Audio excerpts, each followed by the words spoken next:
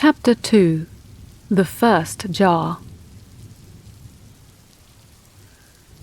That night, I waited till the moon was up before trying to open the box. I do not well know why, but it seemed the right thing, and I followed my instinct, feeling that it might be the plant that made me think as I did. I drew up the blind and laid the box on a table near the window, where the moon shone full on it, and waited to see if anything else occurred to me. Suddenly I heard a sort of metallic snap. I went and looked at the box. Nothing appeared on the side nearest to me, but when I turned it round, I saw that all along the side which the moon had shone upon, there was a line along the metal. I turned another side to the moonlight, and another snap came in 2 or 3 minutes. Of course I went on. When the moon had made a groove on all 4 sides, I tried the lid. It would not come off yet, so there was nothing to be done but continue the process. 3 times I did it. Every side I turned to the moon thrice, and when that was done, the lid was free. I lifted it, and what did I see in the box? All this writing would be very little use if I did not tell you, so it must be done. There were 5 compartments in the box. In each of them was a little jar or vase of glass with a round body, a narrow neck, and spreading out a little at the top. The top of each was covered with a plate of metal, and on each plate was a word or 2 in capital letters. On the one in the middle, there were the words unge oculos. The other jars had 1 word apiece, aures, linguam, frontem, pectus. Now, years ago I took great pains to learn the Latin language, and on many occasions I have found it most useful, whatever you may see to the contrary in the newspaper. But seldom or never have I found it more useful than now. I saw at once that the words meant anoint the eyes, the ears, the tongue, the forehead, the chest. What would be the result of my doing this? Of course I knew no more than you, but I was pretty sure that it would not do to try them all at once. And another thing I felt, that it would be better to wait until next day before trying any of them. It was past midnight now, so I went to bed, but first I locked up the box in a cupboard, for I did not want anyone to see it as yet. Next day I woke bright and early, looked at my watch, and found there was no need to think about getting up yet, and like a wise creature went back to sleep again. I mention this not merely by way of being jocose, but because after I went to sleep, I had a dream which most likely came from the plant, and certainly had to do with the box. I seemed to see a room, or to be in a room, about which I only noticed that the floor was paved with mosaic, in a pattern mostly red and white, that there were no pictures on the walls, and no fireplace, no sashes, or indeed panes in the window, and the moon was shining in very bright. There was a table and a chest. Then I saw an old man, rather badly shaved and bald, in a Roman dress, white for the most part, with a purple stripe somewhere, and sandals. He looked by no means a wicked or designing old man. I was glad of that.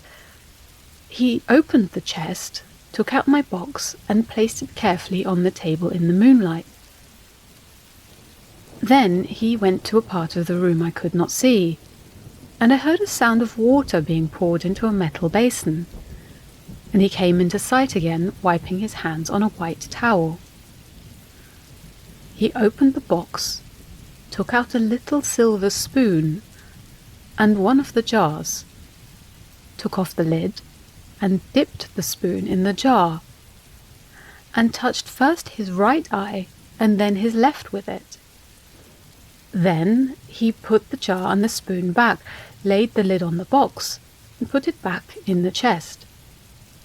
After that, he went to the window and stood there, looking out, and seemed to be very much amused with what he saw. That was all. Hints for me, I remember thinking. Perhaps it will be best not to touch the box before the moon is up tonight, and always with washed hands. I suppose I woke up immediately, for it was all very fresh in my mind when I did. It was something of a disappointment to have to put off my experiments till the night came round, but it was all for the best, for letters came by the post which I had to attend to. In fact, I was obliged to go to the town a little way off to see someone and to send telegrams and so on. I was a little doubtful about the seeing things underground, but I soon found that unless I, so to say, turned on the tap, and specially wished and tried to use the power, it did not interfere with my ordinary seeing.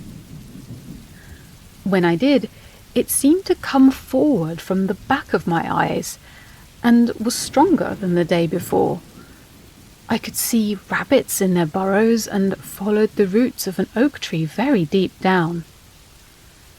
Once it threatened to be awkward when I stooped to pick up a silver coin in the street and grazed my knuckle against the paving stone, under which, of course, it was. So much for that. And by the way, I had taken a look at the box after breakfast. I found, not very much to my surprise, that the lid was as tight on as when I found it first. After dinner that evening, I put out the light, the moon now being bright, placed the box on the table, washed my hands, opened it, and, shutting my eyes, put my hand on one of the jars at random and took it out. As I had rather expected, I heard a little rattle as I did so, and, feeling in the compartment, I found a very little spoon. All was well. Now to see which jar chance, or the plant, had chosen for my first experiment. I took it to the window. It was the one marked ore's, ears, and the spoon had on the handle a letter A. I opened the jar. The lid fitted close but not over tightly. I put the spoon in as the old man had done, as near as I could remember. I brought out a very small drop of thick stuff, with which I touched first my right ear, and then my left.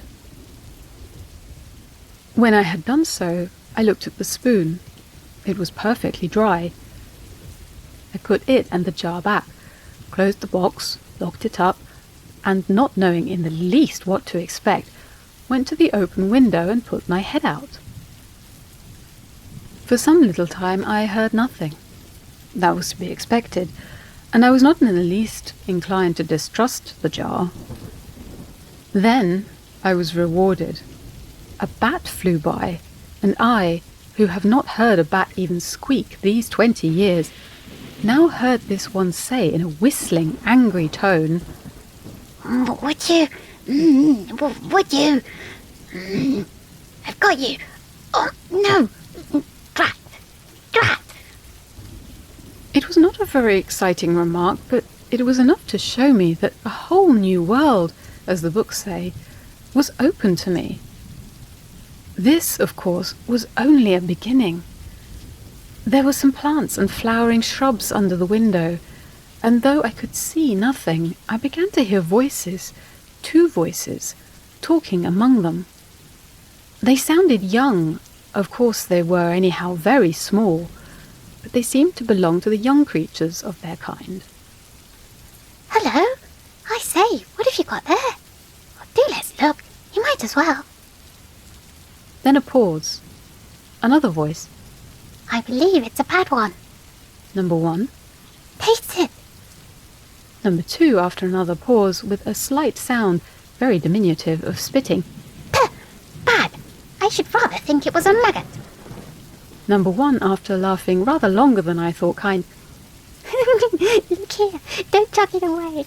Let's give it to the old man. Here, shove a piece in again and rub it over. very demurely. "Oh, sir, we've got such a nice-looking—" I could not catch what it was. "Here. We thought you might perhaps like it, sir. Would you, sir?" "Oh, no, thank you, sir. We've had plenty, sir. But this was the biggest we found." A third voice said something. It was a deeper one and less easy to hear. Number 2, "Bitten, sir? Oh, no, I don't think so. Do you?" a name which I did not make out. Number 1, "Why, how could it be?" Number 3 again, angry I thought. Number 2, rather anxiously, "But, sir, really, sir, I don't much like them. Must I really, sir?" "Oh, sir, it's got a maggot in it, and I believe they're poison." 2 voices, very lamentable. "Oh, sir, please, sir." A considerable pause and sniffing. Then number 2 in a broken voice. "You silly fool. Why did you go laughing like that right under his snout? You might have known he'd cog it." Cog? I'd not heard the word since 1876. "There'll be an awful row tomorrow. Look here, I shall go to bed." The voices died away. I thought number 1 seemed to be apologizing. That was all I heard that night.